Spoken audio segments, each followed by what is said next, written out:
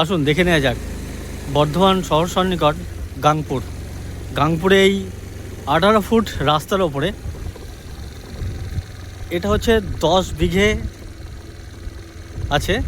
আগে ফার্ম ছিল, এখন এটি সেল আছে। এটা কালো সোনা মৌজা পড়ছে, কালো সোনা মৌজা। যে কনস্ট্রাকশন দেখতে পাচ্ছেন এই পুরোটাই হচ্ছে সেল আছে। আর এর জায়গাটা ওই কনস্ট্রাকশন অবধি আছে, আর টোটাল 800 ফুট ফ্রন্ট আছে।